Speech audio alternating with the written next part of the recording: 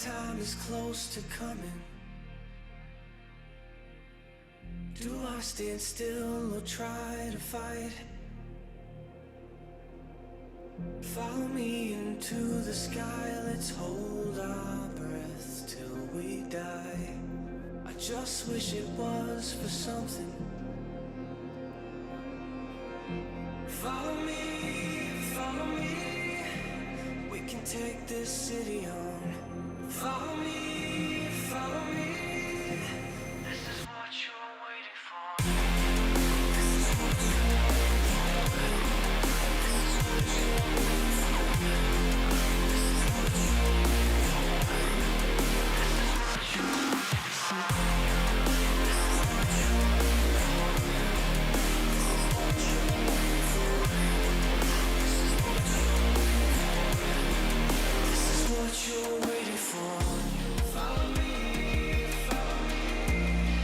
This is what you're waiting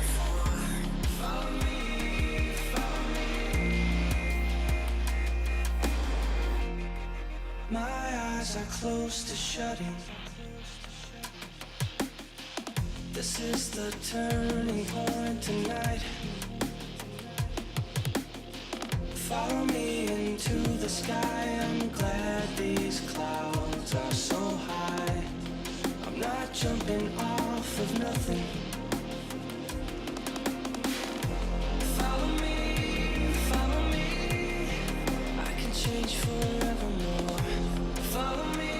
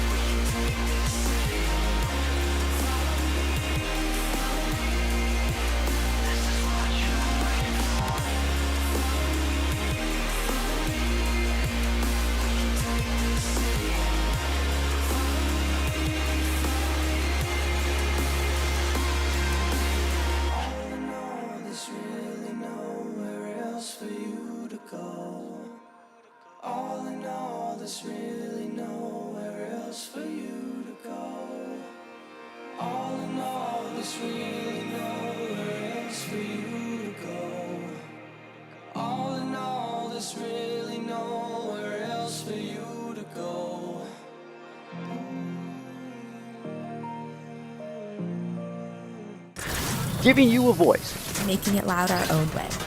Welcome to the fun. We would like to thank our friends at Stryker for supporting Fun so we can continue to make content for you. Stryker is a leading medical device company and is looking for those in FIRST to join their team as interns or for a great career. Come join a company that will actively support you being in FIRST at careers.stryker.com. You can also directly support Fun by joining Fun Nation. Click the join button, and just for a few bucks a month, you'll unlock special perks and directly support us so we can keep making great content. If you're on an FRC or FTC team and you're currently meeting safely in person and have a functional robot, we'd love to have you on our Behind the Bots or Behind the Bumper segments. Go ahead and reach out to us on any of our social channels, on Discord, or send us an email at admin@firstupdatesnow.com, and let's get your team scheduled to be on First Updates Now.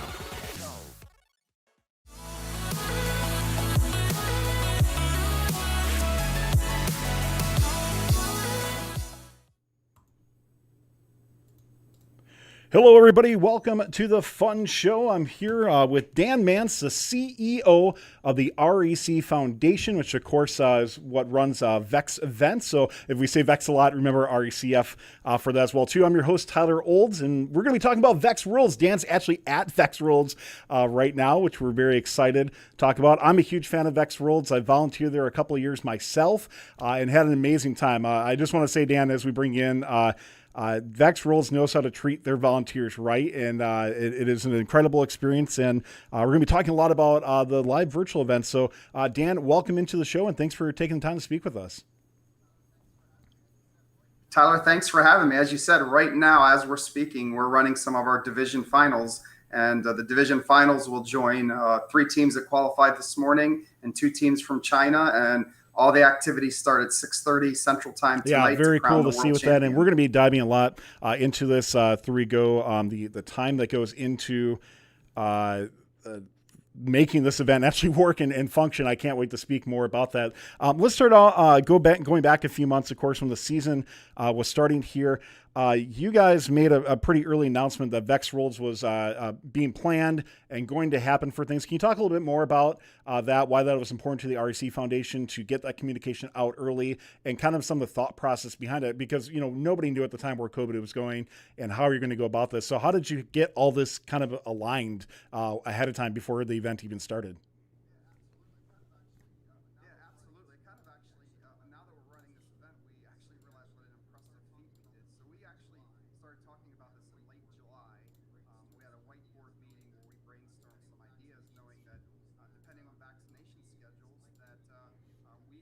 Likely we would not be able to have in-person events, at least for the beginning of the season. But our program feels it's vital that students be able to communicate, learn their soft skills and problem solve. So we came up with the concepts of a live remote tournament, did some initial development. Actually, I was on your show the day that we did our very first scrimmage, and that was between Terrell, Texas, Greenville, Texas, and our own headquarters here. We started running events in November. And of course, we had some learning curve, right? We had some communication issues, some really technology leaps since those initial tournaments in November. But once late December hit, even though it looked like some parts of the U.S. would allow travel, we realized it was very, very unlikely that teams from across the world would be able to come into the United States, as well as regions within the U.S. would not be able to travel to Dallas, which is where the 2021 VEX Robotics World Championship was scheduled. So since we had already invested in this live remote tournament technology, we decided to let the teams know as soon as possible, which was very early January, that we would support multiple qualifying methods to VEX Worlds, but the event itself would be held using our live remote technology. So we got that out there. One of the controversial decisions that I made on the spot, and we initially broadcast to the community in late January or early February, is that if you were going to compete at VEX Robotics World Championship, you would have to compete in at least 2 live remote tournaments. So even if you were doing in-person events, because some of the country did have in-person events still, we were going to require you to do 2 LRT events to participate at VEX Worlds, because the biggest thing we learned, even though there was communication challenges, video challenges, the biggest challenge was teams using the system for the first time. So a lot of controversy, a lot of people are like, why are you making us do that? It's amazing. As teams started doing their LRT events for the first time, they realized what an amazing system we developed. And they also realized why we were doing the requirements. The very first time that you connected and had to get your browser set up and stuff like that, it was a little challenging. So every single team that has played at the LRT tournament has participated in LRT events. And then, of course, we also have our live remote skills, where it's a traditional REC Foundation program where you have 3 driver runs, 3 programming runs. And so we offered both options to our community. And at the end of the day, 1,680 teams accepted invitations to the VEX Robotics World Championship from over 30 countries, so close to 35 countries. And as you'll see tonight, we have represented in the World Championship final matches. We have Taiwan, China, Hong Kong, China, Australia, Canada. From the U.S., we have Michigan is represented, Pennsylvania, California, Tennessee, a really rural team in Tennessee. I'm tickled pink about that. Mississippi. It's just been a true blessing to see all these teams from all over the world come together. So it's really worked out better almost than we expected. Can we talk about the live remote, the software that's being used for that and the development of that a little bit as we go through? Because a lot of our audience is, coming from, FRC and FTC and FIRST. And we, FTC and FRC had a skills type challenge this year, but nothing really even close to what you're offering here and how it's been developed. So can you talk more about just some of the initial concept, why it was important to have this, and then how it's been developed up to VEX Worlds and how it's here at VEX Worlds as well? Yeah, absolutely. So again, we really feel that for the students to get the best experience, they need to be communicating with other teams and against the teams that they're playing with. So as great as skills are, and again, I think we're the early proponent of doing skills. The REC Foundation's been doing it for 13 years. It wasn't new for us. we didn't want the community to lose that connection. And frankly, the students were getting depressed, right? So it's great to build a robot within your own team and record a video and upload it. There's nothing wrong with that, but the students wanted that connection. They wanted it. So of course, one of the core parts of LRT, we're making sure that students, the teams can communicate with each other, whether it was chatting or video or whatever. So we were bringing the community together. And that's one of the huge success stories, is like when California pairs with Singapore and they build these new friendships. But at the beginning, we just had, 13 peer-to-peer connections with, an anticipated under 10 millisecond update rate. Yeah, how are you That's getting a lot that of with data, like multiple Tyler. It's a lot countries and of that sort data. of thing? That blows my mind. Yeah, absolutely. I mean, we did have some minimum camera and computer requirements, but nothing unreasonable. You didn't have to have a gaming Apple or anything like that. It was very reasonable, but you couldn't also work, on a 10-year-old PC. But we started with a 13 peer-to-peer connections where everybody was sharing data, and that wasn't the optimum. So the next round of development for us in December, early January is to have one connection that gathered all the sound, data, graphics, and everything, and that went to a server, one of our servers, and then that's what was shared among the teams. So we streamlined the connections. Really improved the overall experience for the team. So that multiple that we talked about back in October ended up what we used for a couple months, but ultimately every team was connected to each other. But as far as the data stream, we reduced it to one singular stream to give the users a better experience. And then we also provided more separate chats and stuff like that, so that the chats how about weren't chewing from up our scoring? How does bandwidth, too. actually, we have a match that's up here on screen right now from VEX Worlds.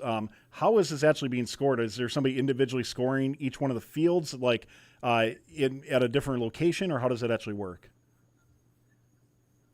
Absolutely, and this is the evolution. So, as you know, in the REC Foundation process, the REC Foundation, especially me personally, I emphasize the design process and iterative improvement. So, what you're seeing up here is each team has a camera for their field, and we have requirements of how it's set up, and then each team scores themselves. But one of the evolutions we made here leading into the VEX Robotics World Championship is we have an individual score for each field here in Greenville, Texas. So we're scoring live, they're scoring, and then we do a double check. So before we ever close the match down, so it's hurt our cycle time, but without a doubt, it's a limited thing. So the team confirms their score. The person here in Greenville, it's again dedicated by field. They confirm the score. The other thing it allows us to do is keep the score updated real time so that the teams can strategize. Remember, this only works if there's a real competition. So the Blue Alliance needs to see what the Red Alliance is doing and adjust accordingly. And within the Red Alliance, the two teams need to say, hey, did we get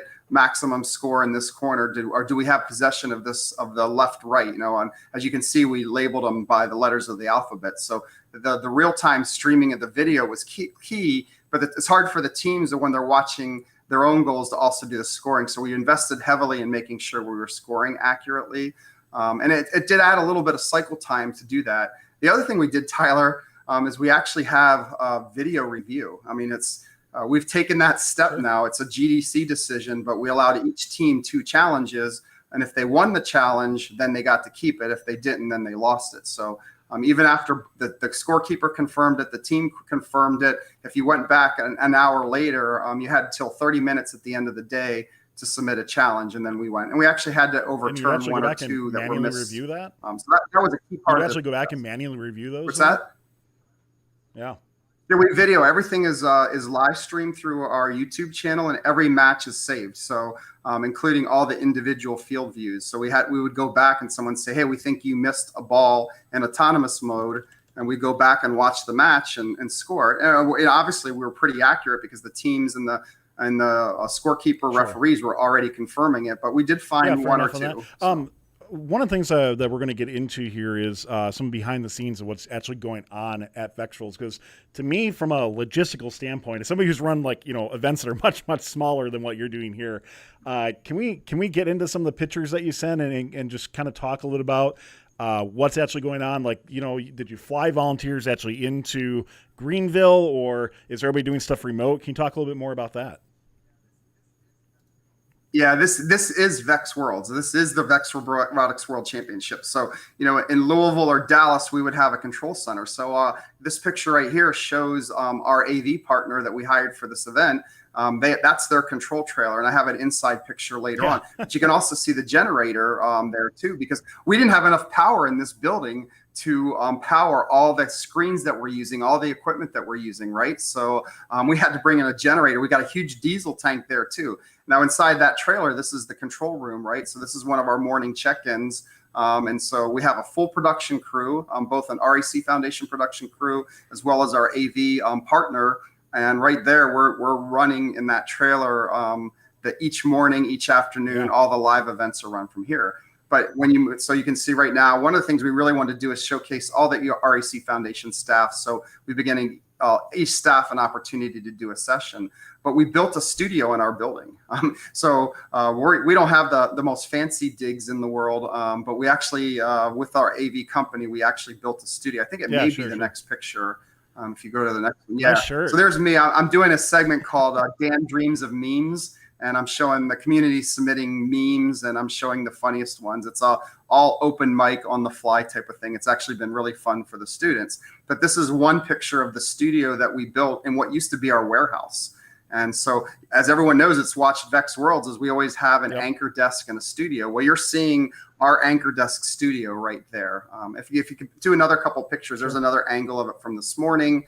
You can see that's another angle, but you can see here. Now here's our live remote skills. So this is one of our conference rooms that we took over, and all these computers here and in the background is where we're running our live remote skills. So again, that's all REC Foundation people doing this and key volunteers. And you had mentioned about flying people in. Yeah, we had to fly volunteers from all over, from all across the country. We have 80 people running this event, which is a fraction of what we would do from an in-person Worlds, but it's still 80 people here. Yeah, from those who are coming from FirstLand into what VEX Worlds usually like, from a scope and size of it, it is as big, if not bigger, from a square footage wise than what First Championships is, especially with First Championships being split.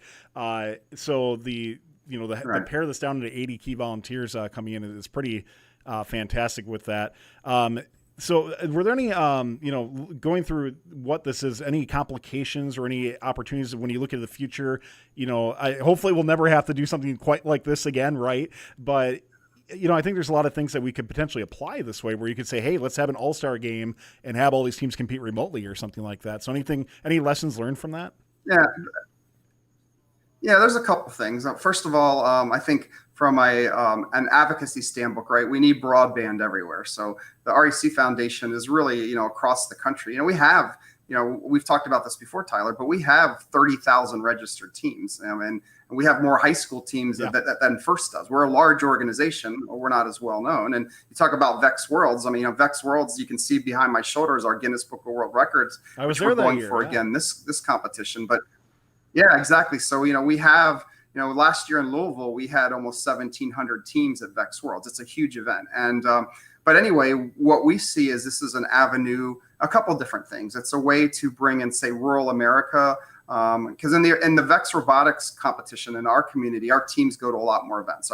Our average event cost is $50. That's quite a bit different, right? And so our teams tend to average about 4 or 5 events. But let's be honest, in rural America, they may only go to one in-person event. So LRT can supplement this, right? They can do that. There's also places that have way too many teams for the events available. So now maybe instead of trying to go to 5 events, they'll do 1 or 2 LRT events and go to 3 events. And then there's other ways to hit the rest of the globe that isn't going to be travel. They can use this technology too. So I've gone on a lot of podcasts recently, a lot of interviews, and I really think that while nothing beats an in-person event, I'm not going to sit here and try to hand wave. We all love the excitement of an in-person event, whether it's BEST or VEX or any other organization, right? We love the in-person, but this is a way to get teams more plays, which for us is critical for the design process. You always iterate and improve when you play. So we want to have as many events as possible. I just want to say, I always love the spirit of the teams that we see, especially from other countries where they bring their flags and they're waving in the background and that sort of thing. Like, that's so cool. Exactly. I think one of the greatest things when I went to VEX Worlds was seeing the Parade of Nations that VEX Worlds has done before, and just for context for that, you literally bring out every single country that's being representative with a small, kind of like in the Olympics, right? And it really just adds that much more to the experience for that as well. And Tyler, we did that today with our opening ceremonies. Yeah, we did it on Monday. So Monday, if anybody goes to vexworlds.com, you'll see all the links of all our, and we recorded them all. So vexworlds.com, go back and watch our opening ceremony, and you'll see that we did do the Parade of Nations again this year. And a lot of our countries actually submitted videos or pictures. There was a couple that didn't. We used some old footage, but that was fantastic. You can see right here is our division. So a division doesn't have a field, right? A division has 2 desks because we have all the 4 scorekeepers. We have a big screen for them. And then if you'll notice in front of each of the scorekeepers, there's a small PC so that they can look at their field. We have MCs. Every match has had an MC, people that you know very well, Tyler. We have some of the best MCs, and we have a divisional manager. But right here, so our LRT, we're actually at Innovation First International, the owning parent company of VEX. So they're about a quarter mile away. We had to establish some good connections, but they had much more space in their new cafeteria. So we have LRT set up over there, all production, the anchor desk and LRS is in our own building here in Greenville. But it was interesting. The one slide you had up earlier, I hope people will go back and look at it closely.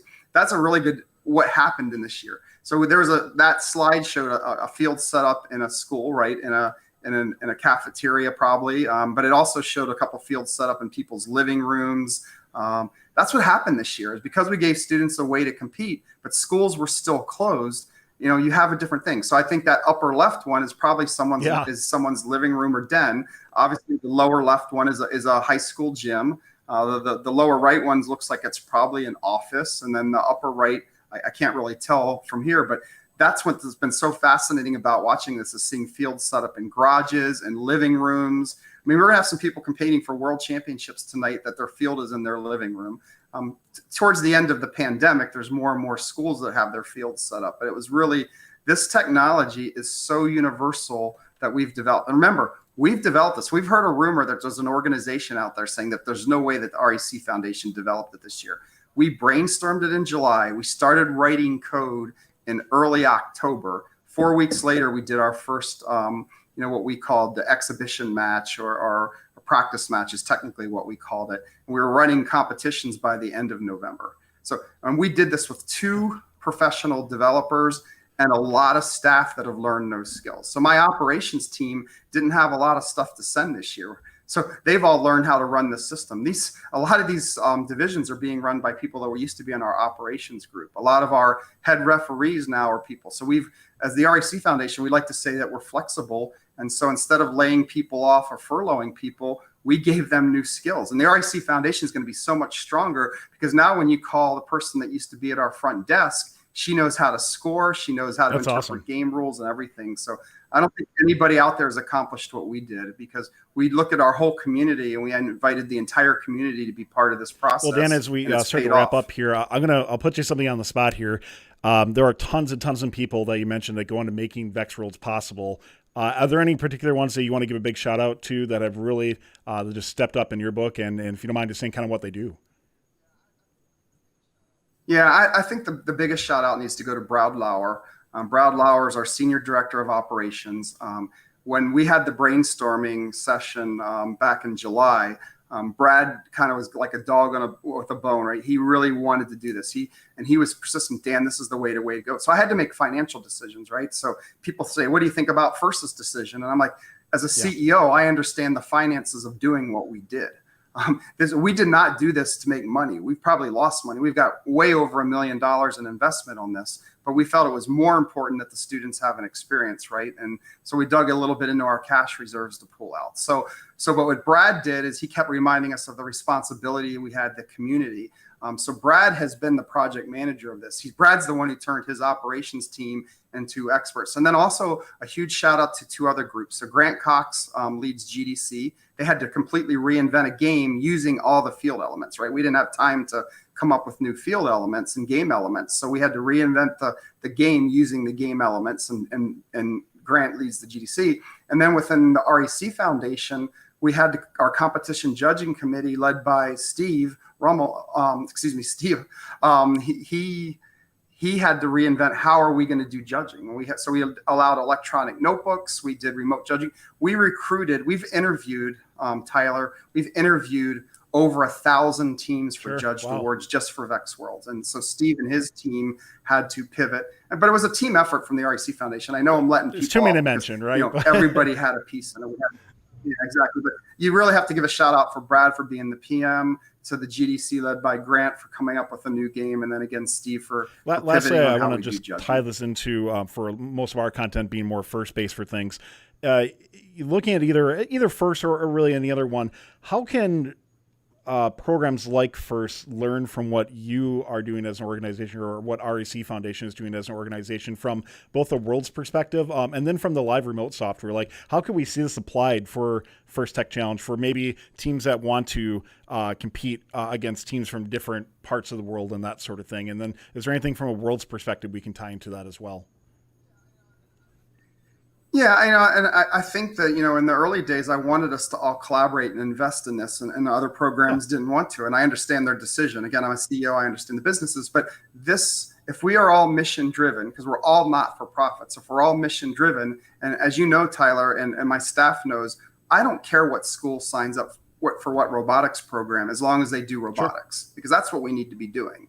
So we should all be collaborating on how we can make this technology even better so that everybody can use it, so we can reach even more students, right? So we figured it out now, and we've had developers from Google, Amazon, Microsoft can't believe that we've done it in 9 months with a small team, right? Because they're like, probably their project planning would have taken that time, right? So we're a nimble organization, and we invite all the robotics organizations to, and some of them have reached out to us and said, hey, can we use this technology going forward? So we all need to collaborate. From a VEX Robotics Worlds experience, we do it a little bit different. So who's to say who does it right? But we're very volunteer. I'll say from a volunteer perspective, I think you are really the best I've experienced so far. Yeah, and I think as a longtime FIRST mentor and FIRST advocate, I think our student experience is top notch too, because that's what we focus on. I always joke with our sponsors. It's like, when you come to VEX Worlds, you're getting a conference room with some old donuts and bad coffee, right? So I'm not trying to poke fun at anybody, but as a smaller not-for-profit, we do our focus on the students and the volunteers. That's what we feel is the most important. And something that we didn't mention, but Dan is also a mentor on 3310 Blackhawk Robotics as well too, and a chairman's mentor as well, so very well versed in that. Dan, we'll let you get back to VEX Worlds as you mentioned, lots of big stuff coming out this evening. Link in chat as well too if you want to catch more of that. But thanks for taking the time. We really appreciate you, and good luck the rest of the way, as of course you're only halfway through VEX Worlds right now. Exactly. Yeah. Our IQ inspections start tomorrow, and opening ceremonies for IQ is on Monday. But again, to the community out there, vexworlds.com, roboticseducation.org. All our matches are saved, all the opening ceremonies. If you haven't seen what the REC Foundation does, spend a little bit of time. I think you'll be excited. And again, let's all work together to reach as many students as possible. Thank you, everybody, for tuning in once again to the Fun Show. My name is Tyler, and of course, check us out on all of our social media channels under First Updates Now. We also have Discord, discord.gg/First Updates Now. With that said, we'll see you next time on the Fun Show. Talk to you then. Good night. We would like to thank our friends at Stryker for supporting this video. Stryker is looking for current and future FIRST alumni to join their internship program, and FIRST mentors who are looking for a great career with a company who actually supports their FIRST journey. Go to careers.stryker.com to learn more. You can also directly support Fun by joining Fun Nation. Click the join button, and just for a few bucks a month, you'll unlock special perks and directly support us so we can keep making great content. Don't forget to like, subscribe, and ring the bell to stay up to date on our new videos. Keep the conversation going and provide your input to our content. Watch our live shows at twitch.tv/First Updates Now. Join our Discord at discord.gg/First Updates Now. And check out Fun FTC on Facebook, Instagram, and Twitter. And First Updates Now on Facebook, Instagram, TikTok, and Twitter.